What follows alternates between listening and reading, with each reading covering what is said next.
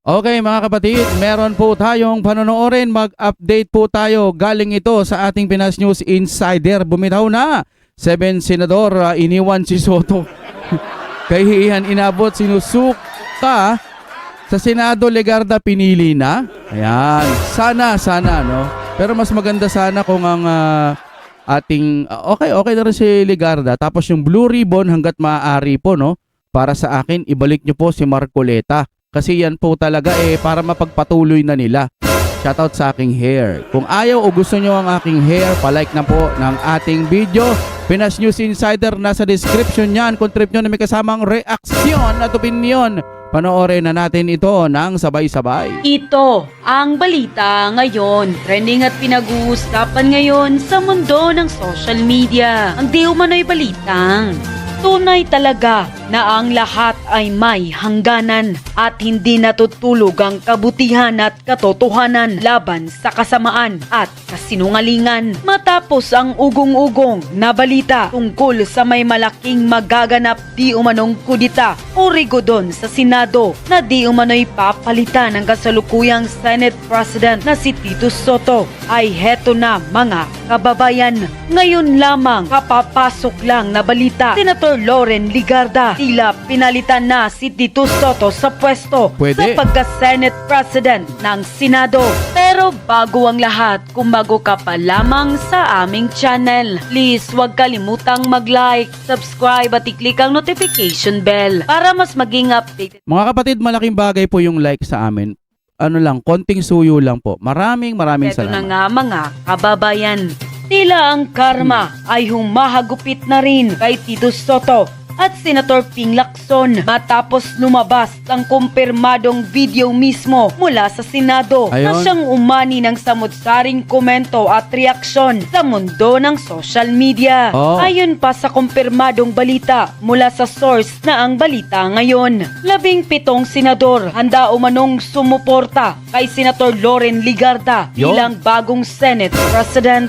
Ayon sa mga source umano ng Bilyonaryo News Channel, hindi bababa sa 17 senador ang inaasahang susuporta kay Loren Legarda. Di ba 24 silang lahat? Sino pala yung nag-comment nun sabi, siya nga, sabi sa akin ng ganun Tanga, sabi sa akin ng ganun. 12 lang daw ang senador. Ako, ang pagkakaalam ko naman, 24. May naiwan na 24, tapos may botohan, midterm election, yung mga ganun po, etc. Wala nang mahabang paliwanagan. Ako patuloy naging syunga Di ba 24? Kasi 12 yung midterm tapos sa presidential election. 12 po yun. Hindi yung porque 12 lang ang nakikita nyo sa tutuwing magbobotohan, 12 lang. No? Ako patuloy naging syunga.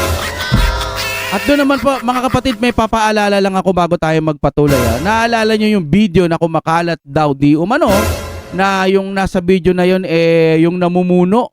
Yung ating namumuno na parang may yung kinalat ni Dean Chase ba yun? Sino na daw nakapanood nun, no? Huwag nyo raw hong ikakalat yon kasi baka mga patibong lang daw yun, kaya mag-ingat ho kayo dyan, no? Lalo na sa mga talagang solid, yung mga DDS supporter na mga tropa nating mga Bisaya dyan, ingat po kayo. Baka kasi patibong lang ito. Ako nung pinanood ko yon, iniisip ko para saan ang video na to, no? Para saan yung kay Dean Chase? Ito ba ay naglalaman na nag-aano sila, na gumagamit? May proven na, may patunay naman na kung maniniwala kayo kay Madam Amy, sapat na po yung bilang ebidensya na kung gumagamit man ang kanyang kapatid. Galing na kasi kay Madam Amy Marcos. Ngayon, kung ikakalat nyo yung video, lalo na DDS supporter ka, inis na inis ka sa administrasyon ngayon, baka po ma-report daw yung mga channel niyo. So kaya ingat po sa mga solid talaga, yung mga totoo. Meron daw kasi dyan mga peke lang na DDS Nakiki-DDS lang, yung pala pinapasok lang yung mundo ng mga Duterte supporters para mapainan po kayo ng restriction. Kaya mag-ingat kayo mga kapatid. Tuloy na natin. Sa kanyang posibleng pagtakbo bilang bagong Senate President, isang hakbang na maaring maging makasaysayan sa 24-member Senate.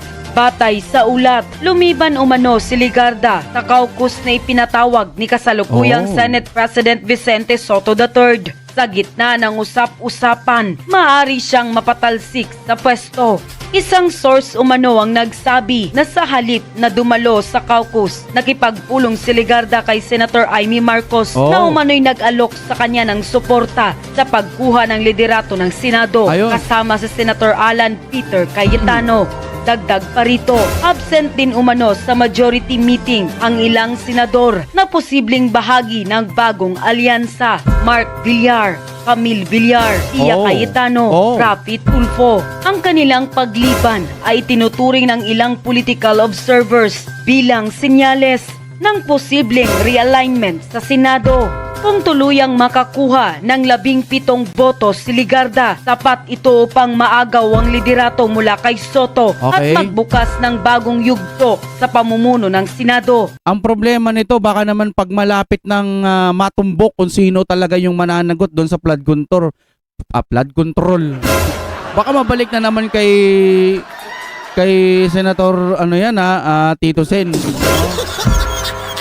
Baka biglang magkaganon na naman pagka malapit na. Ang gulo-gulo na ng Senado. Ang gulo-gulo na ng Kamara. Ang gulo-gulo pa ng Senado. Kunwari, i-impeach si PBBM pero ang totoo para lang ma-1-year ban. Hindi nyo na sana ginawa.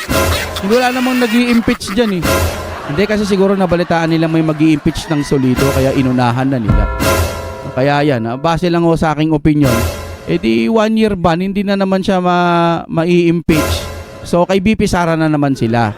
Ang ingay-ingay ninyo sa confidential pa ni BP Sara, pero dun sa bilyong-bilyong pondong nawawala, mga nakatahimik kayo.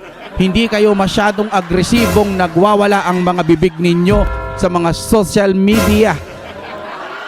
Hindi kayo masyadong napagkakakitaan sa mga social media pag bilyon o trilyon o si Tambaloslos ang inaakusahan. Pero pagkadating sa Duterte, na may patunay naman na COA, yung COA, sabi niya ng gano'n, wala naman masamang tinapay, banat pa rin kayo ng banat sa mga Duterte. Wala laging gano'n Tuloy-tuloy na po natin to, Pinas News Insider. Sa ngayon, wala pang opisyal na pahayag mula sa mga senador. Ngunit patuloy na umiinit ang espekulasyon sa posibleng power shift sa mataas na kapulungan. Narito ang full video na tila siyang sumampal ng kahiyan at katotohanan kay Tito Soto na tila pinalitan na di umano ito ni Senator Loren Legarda sa pwesto sa pagka-Senate President ng Senado. Narito't panoorin ang full video. Madam President, nice to see you on the yes, session resumed already, right, Madam President? Yes, session is resumed. Thank you, Madam President. Madam President, I move that we adjourn session until 3 o'clock in the afternoon, Monday, February 9, 2026. I so move, Madam President. Any objections? I don't see the minority here, only the majority. This is also in cooperation with the minority. With the minority. They know that yes. we're going to adjourn early. No objections heard. Session is adjourned until Monday, 3 o'clock. February 9, 2026. Thank you very much, Madam President. Breaking news po tayo breaking news. Sinasabi nating rigudon sa Senado. 6, 12, 15. 9 sa kabila. Okay, ang kailangan lang 13. 9 ang minority para sila na maging majority at mapapalitan nila itong attorney tuta na ito. Yung cancer na si Tito Soto at saka itong cancer na Ping Lacson ng Senado. So, 9 sila, kailangan lang may lumipat na 4, sila magiging 13 at magiging 11 itong majority. So, sino pwedeng lumipat dito? Ako'y nagpapaalala, i-like nyo po itong video na ito. Napaka-importante po sa channel yung nagla-like po kayo ng video. So, sana po, konting lambing lang po sa ating mga manonood, sa ating mga sumusubaybay sa atin. Ito, pag-usapan natin, itong sinasabi nating rigudon sa Senado. At ang umiingay na pangalan ay posibleng babae ang papalit. So, umiingay, umalingaw-ngaw ang pangalan ni Loren Legarda dahil sa kadahilan ng mamaya pag-uusapan natin. Ma'am, di ko bibig ni Senadora Loren Legarda nang tanungin kanina ukol sa mga usap-usapang maaaring magkaroon ng unang babaeng Senate President ng Senado ng Pilipinas. Unang babaeng Senate President ng Pilipinas. Anong masasabi ko?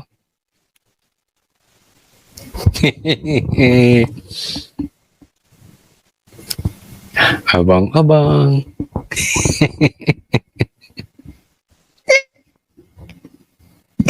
Kapag nagkaroon ng palitan ng lider. Ako!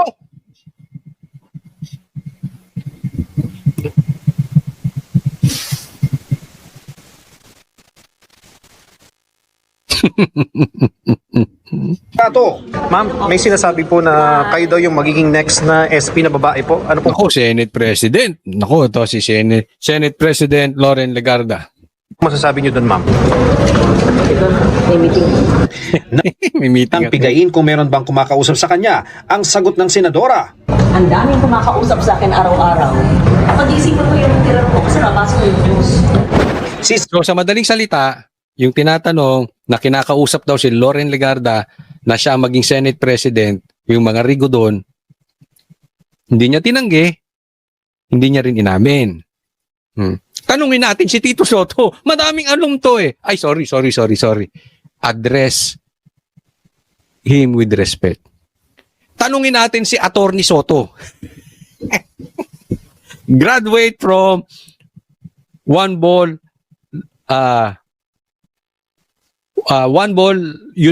University Law School. Mira. Law school pala yung One Ball. Sige, pasok, attorney. Senate President Tito Soto, sinabing nakausap niya si Senadora Legarda at sinabi raw sa kanya na inalok nga itong maging Senate President. Pero ayaw ng idetalye ng pinuno ng Senado ang napag-usapan nila. Ngayon, so sinabi ni Tito Soto, inalok daw si Loren Legarda maging Senate President. Si Loren Legarda hindi namin. Si Mr. No, ay, sorry naman, sorry. Si Attorney Know It All, Tito Soto, alam niya, kinausap daw si Loren Legarda. Ang pinakamahalaga raw, Pinakamaganda, sinabi niya hindi siya interesado. Yan ang masasabi ko. Hindi raw interesado si Legarda. Pag napalitan ka, ako unang tatawa sa'yo. Buong vlog ko 1 oras, puro tawa lang ng tawa. Niloloko mo taong bayan. Wala kang alam? Ano, niloloko mo taong bayan? Wala kang alam? Oo, talagang wala siyang alam. Loko-loko siya. Hindi mo alam? Nakakatawa ka, Tito Soto, hindi mo alam. May intel kayo, di ba? Si Attorney Know It All, hindi alam? Niloloko mo ba taong bayan? Hindi daw niya alam na ano. So sa madaling salita, si Tito Soto, ang sabi, hindi raw pumayag si Loren Legarda. Teka muna, may tanong ako. Tanong lang to Hindi kaya si Loren Legarda ang lumapit? Mamaya pag-usapan natin. Hindi kaya si Loren Legarda lumapit sa minority para kumbinsin sila na suportahan si Loren Legarda para siya maging Senate President. Mamaya pag-usapan natin yan. Tutuloy natin yan.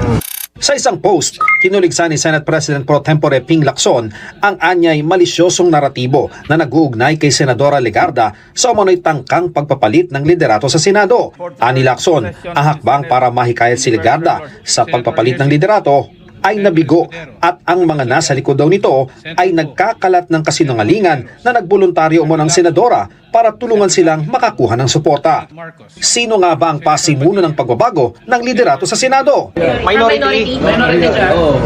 Max minority. Si Attorney Know It All. So, may kumakalat daw na si Loren Legarda ay lumapit sa minority para kumbinsihin sila na siya ay ano. Ang sabi na siya ay suportahan para palitan si Tito Soto bilang Senate President. Ang sabi naman ni Pinky Lacson, fake news. Hindi totoo. O ay sino daw ang Sino daw kinukumbinsi ba ni Loren ang minority o ang minority ang kumukumbins kay Loren? 'Di ba? 'Yun ang usapin diyan. Ang sabi nila fake news, ang sabi ni Tito Soto minority ang kumausap kay Loren. Pero alam nyo, anong sa tingin nyo ang totoo? Ano sa tingin niyo? Lagay nyo sa comment section. Bago natin ituloy, lagay nyo sa comment section ha. Huwag nyo rin kalimutang i-like yung video at mag-subscribe. Mamaya sasabihin ko kung anong alam ko. Baka nakachamba. Sa kasalukuyan, 15 senador ang miyembro ng majority bloc. Yan, teka muna ha. Okay, pag-usapan natin dyan. 6, 12, 15. 9 sa kabila. Okay, ang kailangan lang 13. 9 ang minority para sila na maging majority at mapapalitan na nila itong attorney tuta na ito. Yung cancer na si Tito Soto at saka itong cancer na Ping Lacson ng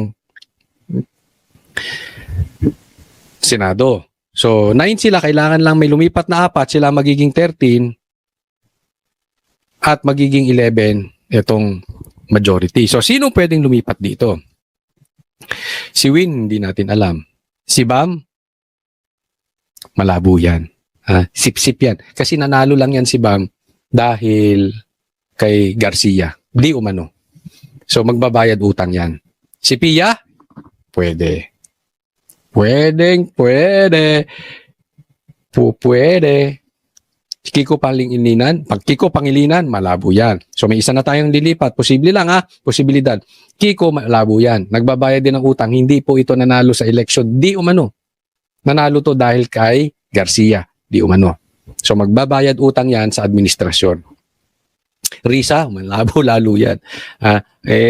Tanim witness daw to di umano. Alam naman natin karakas ni Risa. Baka sa bundok gusto niya. Lito Lapid, hindi natin alam. Si Lito Lapid naman kung saan ang agos, dyan lang yan So hayaan na natin yan. Loren Legarda, posible. Tandaan po natin, maraming humahabol dun sa anak niya. And she needs to stay in a powerful group. So kung saan tingin niya may makakaungos, have advantage, dyan yan. Of course, to protect her son. So, posible, dalawa. JBRS ito, posible din yan, pero 50-50. Mark Villar at Camille Villar, ito po ang malaking bagay. Kasi tinatakot to. Sinasampahan ng kung ano-anong kaso. Kaya kailangan, tulungan nyo rin kami, kalampagin natin ang Villar. Ay, Villar! Huwag kayong duwag. Ganon.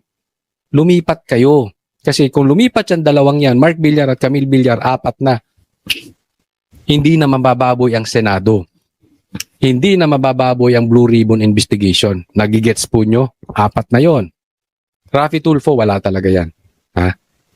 Raffy and Erwin, ito si Erwin, nagbabayad utang din yan kasi siyempre meron niyang kaso. Okay, alam naman natin yung citizenship niyan. Si Raffy, may ayaw nito sa Duterte. So, alam na natin yan. Si Mix, 50-50, no? So, very important, meron tayong 4. Ang tanong kung maninindigan tong 2 Villar. Andyan yun Andyan ang niyan. So, tuloy natin. Kabilang dyan si Legarda. Siyam naman ang miyembro ng minorya. Okay, ito naman yung minority. Ayan, solid yan. Okay? Ang sinasabi nga ni Tito Soto, may posible pang lumipat sa kanila. Sino lilipat sa inyo, Marcoleta? Asa ka pa, Tito Soto. Robin? Malabo yan. Cayetano? Malabo yan. Bato? Malabo yan. Bongo? Malabo yan. Si Jinggoy, tinakot kasi. Etong problema dyan, si Jinggoy, si Joel Villanueva, at saka si Chis tinakot. Diba? Pinapakasuhan. Nagigets nyo na yung timing. Para pag may lumipat na 4 na majority to minority, wala pa rin silang numero. Pag isa o 2 dito sa kinasuhan nila na bakla, na duwag, si Jinggoy, si Joel o si Cheese,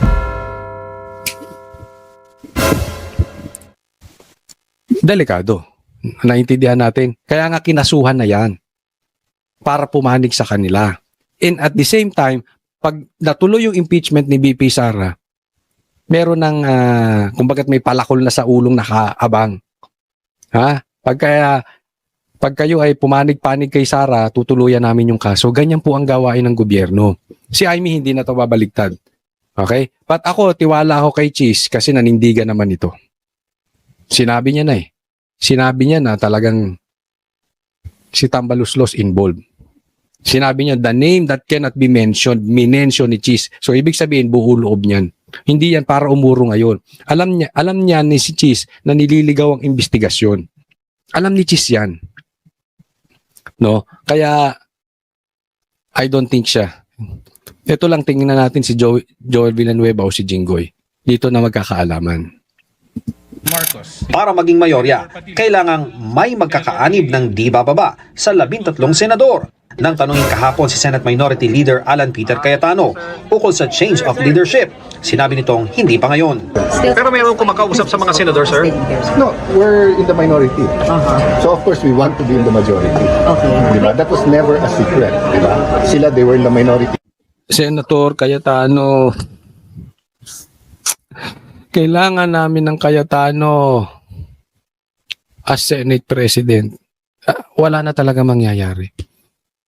Cheese, Cayetano, para mabalik sa Marcoletas as Blue Ribbon. O kung sino man. Yung abogado, yung hindi yung Senate President, graduate ng One Ball University.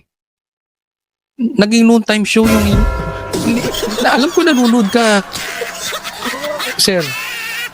And I know you understand what I'm saying because we have the same language. Alam ko yung tayo mo sa Diyos. I think, ayaw kitang pangunahan pero may responsibilidad ka to stand up. And I believe in you na nakikita mo kung anong nangyayaring kalokohan dyan sa Blue Ribbon.